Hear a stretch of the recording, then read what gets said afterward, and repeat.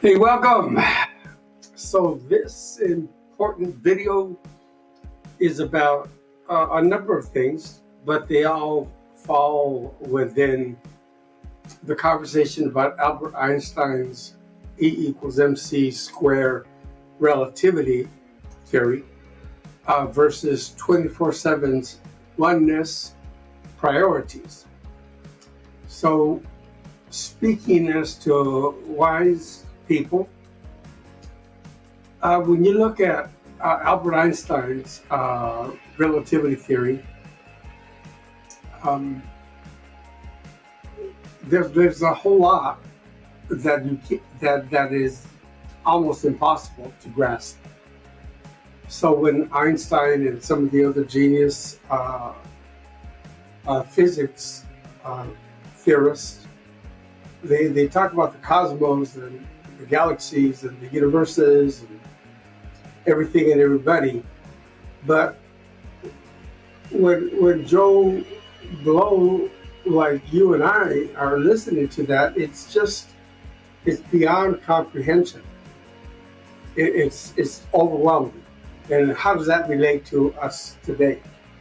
Our health, our relationships, our life, our purpose, our intensity, our vision. So 24/7 empowerment wants to bring all of that home so that you can grab it and hold what they're talking about, but bring it down to the everyday.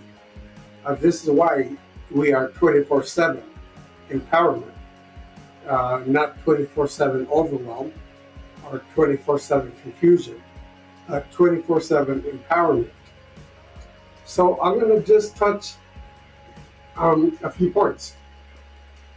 So when you look at the cosmos and all of that overwhelm, and then go back to maybe Sunday school or somewhere in your basic teachings of life, you remember that you were told that you were made in God's image and likeness.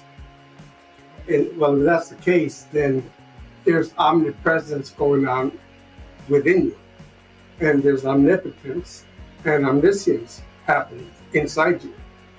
You're designed for that. Okay, so now when I was visited by Jesus Christ in 1978, I was about 18 years old at the time, and also when I died and visited heaven in near death. It was a fatal car accident because my best friend in those days, he died and didn't come back. He left an amazing, beautiful family that depended on him behind. I went on the other side. I'll tell you some of the stuff that I was taught while I was in heaven, but ultimately I heard my name mentioned. Joseph, come back. Joseph, get out of the car. Come back, Joseph. And I came back. And man, did that hurt once I was in my body. But I don't want to digress. I want to focus on the message at hand. When both times, when I was with divinity, with Jesus, and when I was in heaven in 2010, and then with Jesus in 1978, I saw that time does not exist, which is, of course, different than what Einstein and the other geniuses talk about, because in this world it is relative. Time obviously is important. I mean, try going to work late, more than once, 2, 3 times, you're probably going to get fired. So time is important. Okay, I want to make that clear. And mass and energy, they are relative. But that's the key word. It's relative.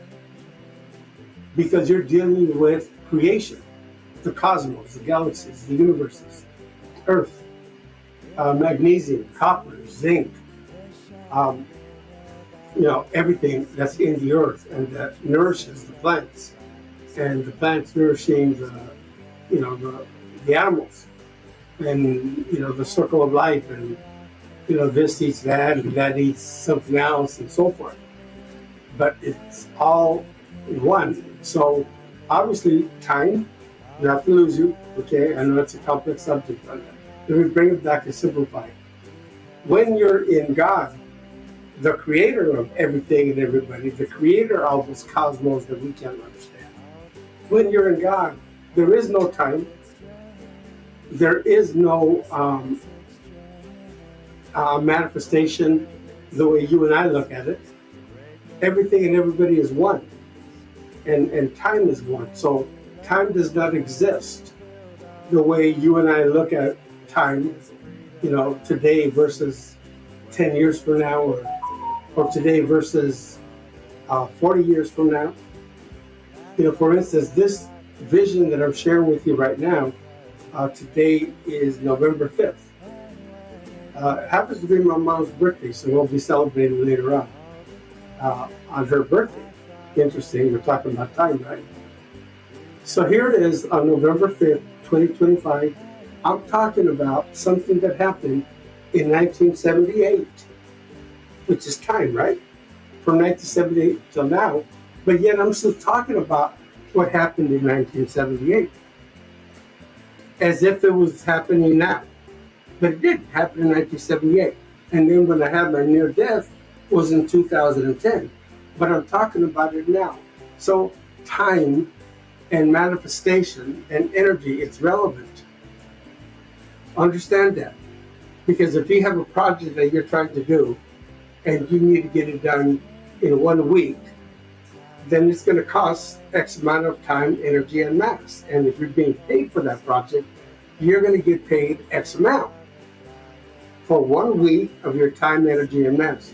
But what if it takes you 35 minutes and you're still paid the same amount? Then you're better off.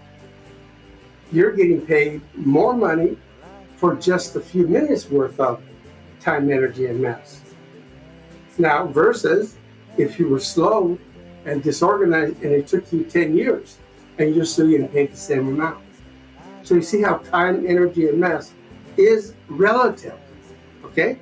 It's relative. And what you're going to accomplish in that time it depends on how you organize your time, energy, and mass. So yes, Einstein's theory on relativity is real. However, my point is how you're able to transmute and go beyond basic time, energy, and mass. For instance, if you have a purpose, a plan, a purpose, and you're organized, you're going to do a lot different with your time, with your energy, and with your mass than a person that does not have a purpose. They don't know what their gift is. They don't know what their purpose is. They don't know what their dream is. Their career, they're just working for the money, not because of something that they're inspired about. Their vocation is not empowered by infinity, which is what I was talking about a few minutes ago. When you're back in relationship with the creator of the cosmos, of all the universes and all the galaxies and the sun, all that power. If you're disconnected from that, then you're probably not connected to yourself, to the universe, to everything and everybody, and not connected to your purpose. So imagine a person that has no purpose, probably has a job that they're not inspired about. Okay? So now I got distracted. I apologize. I thought I had turned off this darn slave master of mine called telephone. And I'm turning it off. Now I know it's absolutely turned off. Great. Back with you. 100%. So now, see how you're able to take authority over your time, your energy, and your mass just by simply having a purpose. Okay, which is what if you go into the Old Testament, and those that know me know I'm not religious. When God made mankind, He says, "Let us make man in our image, in our likeness, and let them have dominion." Key word, dominion. Your life. Do you have dominion? Are you in control of your life, or is life, got you in havoc and circumstances are controlling you? Because that's a big difference. Dominion.